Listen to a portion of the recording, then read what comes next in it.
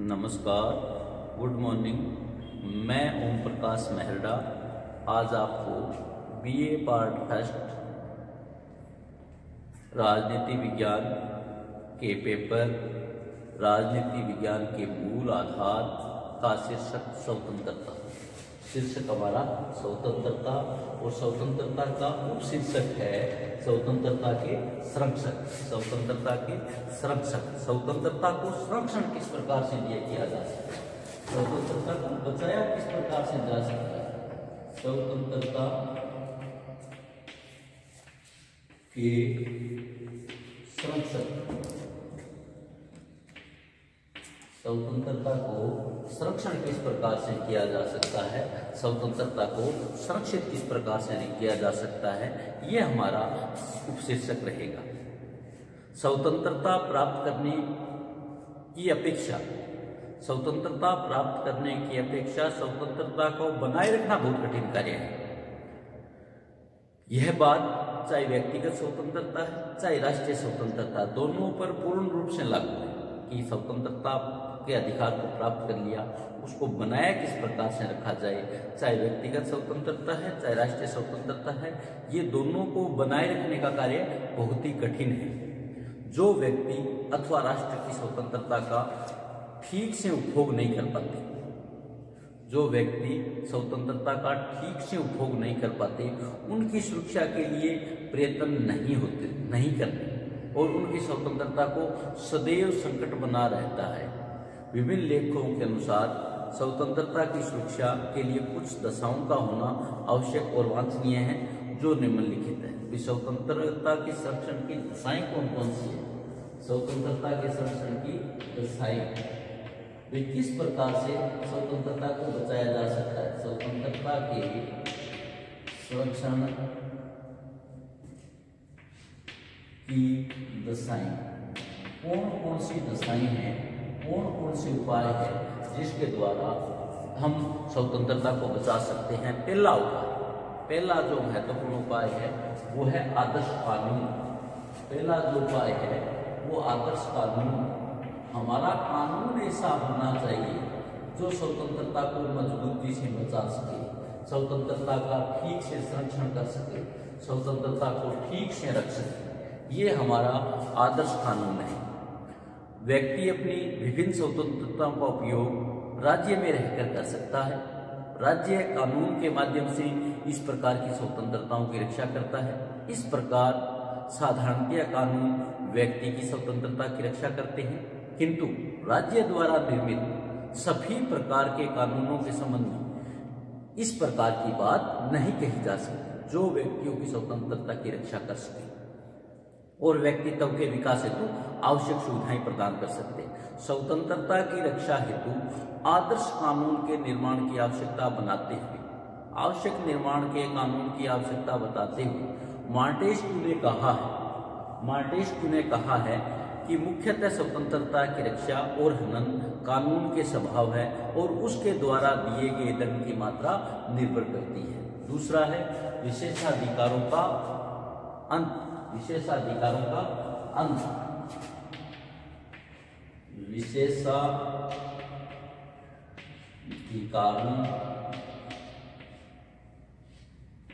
का अंत। भारतीय संविधान द्वारा भी स्वतंत्रता को बनाए रखने के लिए कुछ विशेष अधिकार थे। जागीरदारी प्रथा थी, जमींदारी प्रथा थी, कुछ उपाधियां थी। उनका संविधान में सिर्फ पुरस्कार और देश की उपाधियों को छोड़ के उनका संविधान में पूर्णतः अंत कर दिया है। इस प्रकार की किसी भी कानून की दृष्टि से कोई उपाधि नहीं है। तो यही बात हर जो स्वतंत्रता के संरक्षण के लिए भी जरूरत है।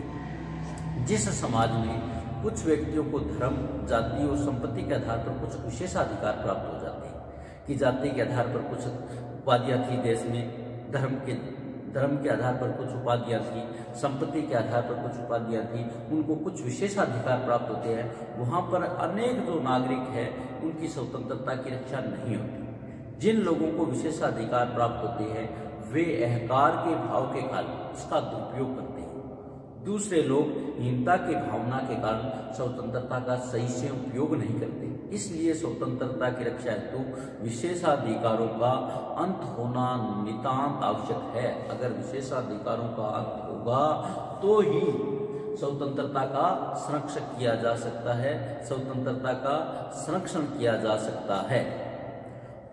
लोस्की के शब्दों में, यदि समाज के किसी भाग को विशेषाधिकार दिए हो, यदि समाज के किसी भाग को कुछ विशेष अधिकार दिए हो तो इसके लिए दिए गए दंड की मात्रा पर निर्भर करती है कि उनका विशेषाधिकार है कितने दंड द्वारा दूर किया जा सकता है। अच्छा, किसी समाज को विशेषाधिकार जो दिए गए हैं वो उस दिशा में जनसाधारण का सही उपयोग नहीं कर सकते। तीसरा है लोकतंत्रीय शासन। स्वतंत्रता तभी बच सकती है जब हमारी शासन व्यवस्था लोकतंत्रीय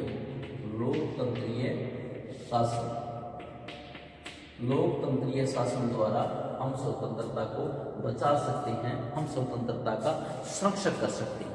व्यक्तियों को अपनी स्वतंत्रता का हनन करने का सबसे भय शासन होता है, सबसे जो डर होता है वो शासन का होता है। किंतु यदि लोकतंत्रीय शासन हो तो जनता को भय की सीमा बहुत सीमा तक समाप्त हो जाती है।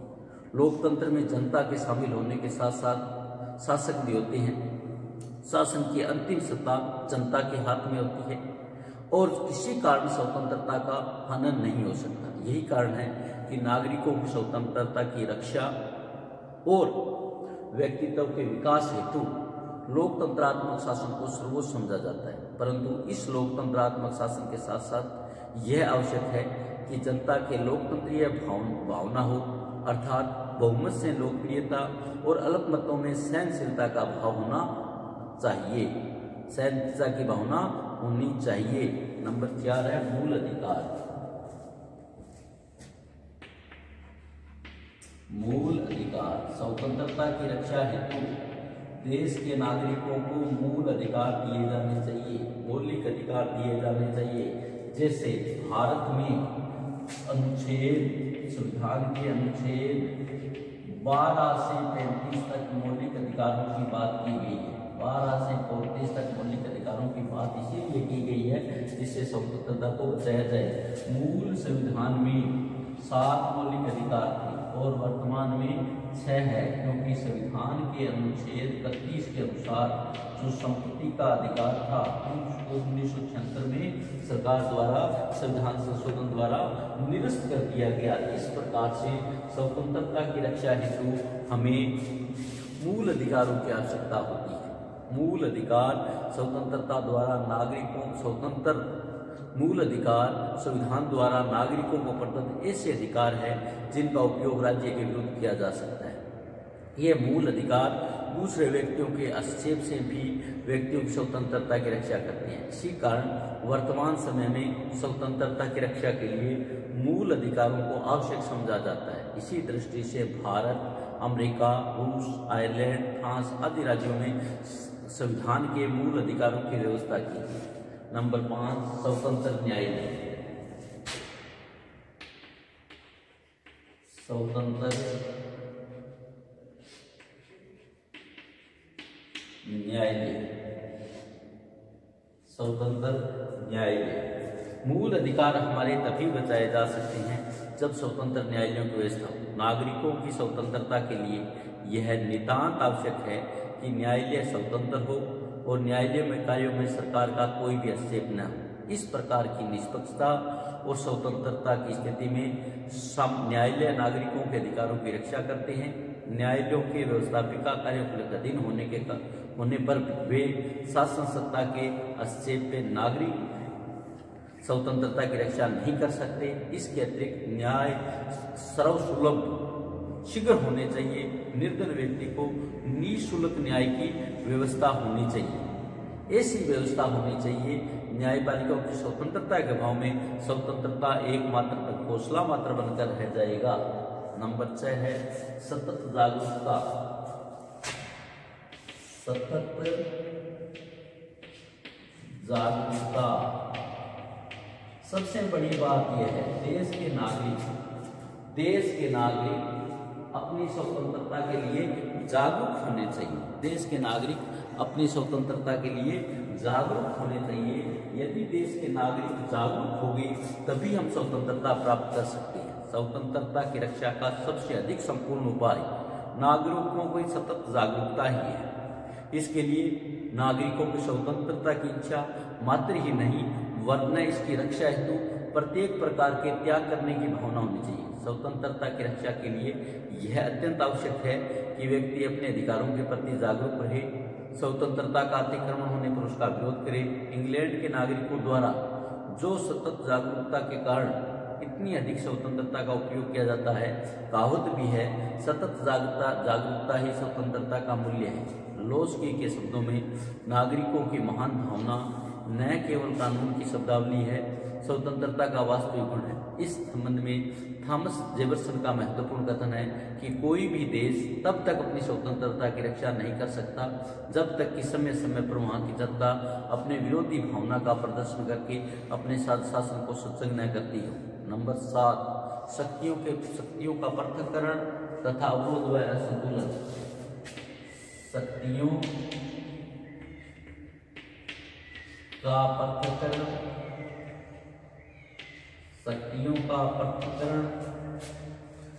शक्तियों का पृथक्करण, अवरोध और असंतुलन या अवरोध और असंतुलन। स्वतंत्रता का संरक्षण का 7वां उपाय यह है कि शक्तियों का पृथक्करण होना चाहिए। शक्तियां अलग अलग होनी चाहिए। शक्तियों का पृथक्करण हो, अवरोध हो और असंतुलन हो। स्वतंत्रता की रक्षा के लिए कुछ सीमा तक शक्तियों का पृथक्करण, कुछ सीमा तक अवरोध तथा संतुलन के सिद्धांत को अपनाना आवश्यक है। शक्ति पृथक्करण अपनाते हुए एक ही हाथ में शक्तियों को एकीकरण को रोका जाना चाहिए। अवरोध का मतलब है कि एक हाथ में शक्तियों को रोका जाना चाहिए और न्यायपालिकाओं की स्वतंत्रता की व्यवस्था की जानी चाहिए। इसके साथ ही जहां तक व्यवस्थापिका और कार्यपालिका का संबंध है, अवरोध और संतुलन के सिद्धांत को अपनाते हुए दोनों के बीच गहरे संबंध की व्यवस्था होनी चाहिए, जिससे स्वतंत्रता की रक्षा के हित में उचित प्रकार के कानूनों का निर्माण हो सके, ठीक प्रकार से उन्हें क्रियान्वित किया जा सके। नंबर 8, आर्थिक न्याय।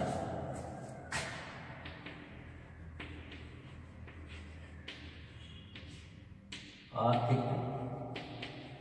न्याय हम बात कर रहे हैं स्वतंत्रता के संरक्षण की। स्वतंत्रता के संरक्षण हेतु आर्थिक न्याय महत्वपूर्ण भूमिका निभाता है। हमें स्वतंत्रता की रक्षा करनी है तो हमारे द्वारा जीवन की वास्तविक अपेक्षाएं नहीं की जा सकती। पुराने का होता ना, भूखे पेट वजन नहीं होते।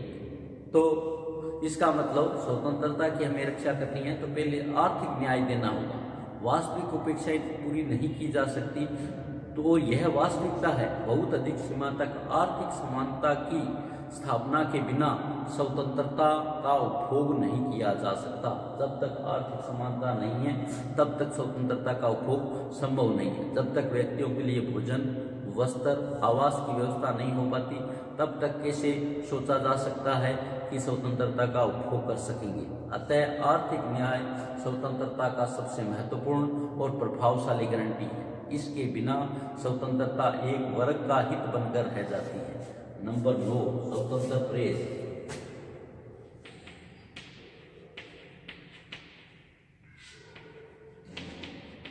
स्वतंत्र प्रेस। स्वतंत्रता की रक्षा का प्रश्न बहुत अधिक सीमा तक स्वतंत्र प्रेस से जुड़ा हुआ है। यदि समाचार पत्र स्वतंत्र है, समाचार पत्र किसी भी गतिविधि से प्रभावित नहीं है, लोकतंत्र का चौथा स्तंभ माना जाता है समाचार पत्र। अगर समाचार पत्र ठीक से कार्य करते हैं तो स्वतंत्रता का संरक्षण किया जा सकता है। तो उसके द्वारा प्रशासन को मर्यादित रखने का कार्य किया जा सकता है। जनता में स्वतंत्रता की रक्षा के लिए आवश्यक वातावरण स्थापित करने का कार्य किया जा सकता है। स्वतंत्रता का सार मानवीय चेतना और मानवीय चेतना के विकास का सर्वसम्मुख साधन स्वतंत्र प्रेस ही है। 10 है स्थानीय स्वशासन। स्थानीय स्वशासन जिसमें हमारी ग्राम पंचायतें आ जाती है, नगर पालिकाएं आती है। इनमें हम ग्राम पंचायत और नगर पालिकाओं की बात कर सकते हैं कि स्वतंत्रता के संरक्षण हेतु स्थानीय स्वशासन का महत्वपूर्ण योगदान है। स्थानीय स्वशासन महत्वपूर्ण है। नागरिकों के स्वतंत्रता के प्रति प्रेम उत्पन्न करने, उन्हें स्वतंत्रता के प्रति जागरूक बनाने की दिशा में स्थानीय स्वशासन का अत्यंत महत्वपूर्ण कार्य है। नेक्स्ट है हमारा, ये टॉपिक था स्वतंत्रता के संरक्षण की दशाएं। स्वतंत्रता के संरक्षण की दशाएं, 10 दशाएं थी। नेक्स्ट जो हमारा टॉपिक है, स्वतंत्रता और कानून का संबंध। स्वतंत्रता और कानून का संबंध। स्वतंत्रता और कानून का क्या संबंध है? स्वतंत्रता और कानून में संबंध कैसे है? स्वतंत्रता और कानून के संबंध में विषय पर राजनीतिक विचारक बहुत अधिक मतभेद है। एक और कुछ विद्वान और विचारधाराओं के अनुसार स्वतंत्रता और कानून में परस्पर विरोधी बताते हुए कहा गया है, जितने अधिक कानून होंगे व्यक्ति की स्वतंत्रता उतनी ही सीमित हो जाएगी। दूसरी ओर अनेक विचारकों द्वारा इस मत का प्रतिपादन किया गया कि स्वतंत्रता के अस्तित्व के लिए कानून की विद्यमानता नितांत आवश्यक है और कानून व्यक्तियों की स्वतंत्रता में वृद्धि करते हैं, कमी नहीं करते हैं। प्रथम विचारक कौन से हैं? जो स्वतंत्रता के विरोधी है, वो कहते हैं अराजकतावादी, व्यक्तिवादी, कुछ सीमा तक साम्यवादी विचारधारा द्वारा किया गया। अराजकतावादियों के अनुसार स्वतंत्रता का तात्पर्य व्यक्ति की इच्छा अनुसार कार्य करने की शक्ति का नाम है। राज्य कानून की शक्ति के आधार होने के कारण व्यक्तियों की इच्छा कार्य में बाधक होते हैं। अतः स्वतंत्रता और कानून परस्पर विरोधी है। आगे चलकर वे भी कहते हैं कि व्यक्तिगत स्वतंत्रता के हित में राज्य जैसी कानून निर्माती संस्था का अंत होना चाहिए। विलियम गाडगिल के शब्दों में कानून सबसे अधिक घातक प्रकृति की संस्था है। व्यक्तिवादी राज्य को एक आवश्यक कार्य बताते हैं। उनका विचार है कि स्वतंत्रता और कानून परस्पर विरोधी है। इसी विचारधारा के आधार पर डाइसी ने कहा है, एक की मात्रा जितनी अधिक होगी दूसरी उतनी ही कम होगी। साम्यवादी विचारधारा के अंतर्गत भी कानून को कुछ वर्ग के हितों को लाभ पहुंचाने के लिए एक साधन कहा गया है। इसी कारण वर्ग विहीन समाज की आदर्श व्यवस्था में राज्य को विलुप्त होने की कल्पना की गई है। किंतु वर्तमान समय में कानून और स्वतंत्रता का परस्पर संबंध है। कानून और स्वतंत्रता पर किस प्रकार कानून जो स्वतंत्रता की रक्षा करते हैं, ये इसमें टॉपिक आता है कि किस प्रकार कानून स्वतंत्रता की रक्षा करते हैं। नंबर 1 है राज्य के कानून व्यक्ति की स्वतंत्रता में। नंबर 1 राज्य के कानून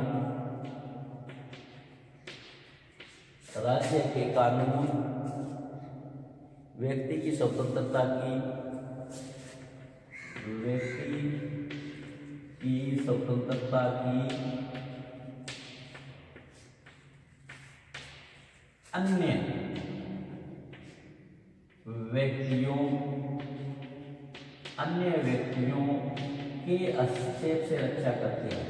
अन्य व्यक्तियों के हस्तक्षेप से रक्षा करते हैं। कानून द्वारा हम यह रक्षा करते हैं कि एक व्यक्ति की स्वतंत्रता में दूसरा व्यक्ति हस्तक्षेप नहीं कर रहा है। यदि समाज के अंतर्गत किसी समाज में कानून न हो तो शक्तिशाली व्यक्ति निर्बल व्यक्तियों पर अत्याचार करेंगे और संघर्ष के अनवरत प्रक्रिया में किसी भी व्यक्ति की स्वतंत्रता की रक्षा नहीं की जाएगी। पहला जो कार्य है कानून का, वो एक व्यक्ति दूसरे व्यक्तियों के हस्तक्षेप न करे, इस बात का कार्य करता है। दूसरा है कानून व्यक्ति की स्वतंत्रता की राज्य के हस्तक्षेप से रक्षा करता है।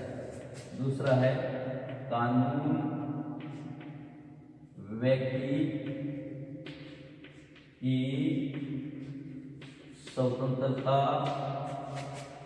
व्यक्ति की स्वतंत्रता की राज्य के हस्तक्षेप से रक्षा करते हैं। दूसरा कार्य राज्य अनावश्यक रूप से स्वतंत्रता का हनन न करे, इसलिए कानून क्या करता है कि राज्य से भी रक्षा करता है। साधारणतः वर्तमान समय में राज्य के 2 प्रकार के कानून होते हैं, एक साधारण कानून, एक संवैधानिक कानून। दोनों जो कानून हैं, दोनों प्रकार के कानूनों में में से संवैधानिक कानूनों को राज्य में हस्तक्षेप की स्वतंत्रता रक्षित होने का कार्य किया जाता है। रक्षा किया जाने से संविधान किया जाता है। भारत और अमेरिका जैसे देशों में मौलिक अधिकारों की व्यवस्था की गई है। वह इस संबंध में श्रेष्ठ उदाहरण है कि मौलिक अधिकारों के विरुद्ध कोई कार्य करता है तो व्यक्ति न्यायालय की शरण में जाता है और राज्य व्यवस्था में स्वतंत्रता की रक्षा करता है। तीसरा है स्वतंत्रता के नकारात्मक स्वरूप के अलावा एक सकारात्मक पक्ष भी है। तीसरा है स्वतंत्रता के नकारात्मक स्वरूप के अलावा एक सकारात्मक पक्ष भी है। एक सकारात्मक पक्ष भी है कि राज्य नकारात्मक किसी को दंडित करने का ही कार्य नहीं करता, इसके अलावा बहुत सारी सुविधाएं प्रदान करता है। ये उसका सकारात्मक पक्ष है। सभी कानून, नेक्स्ट पॉइंट है, सभी कानून स्वतंत्रता के साधक नहीं।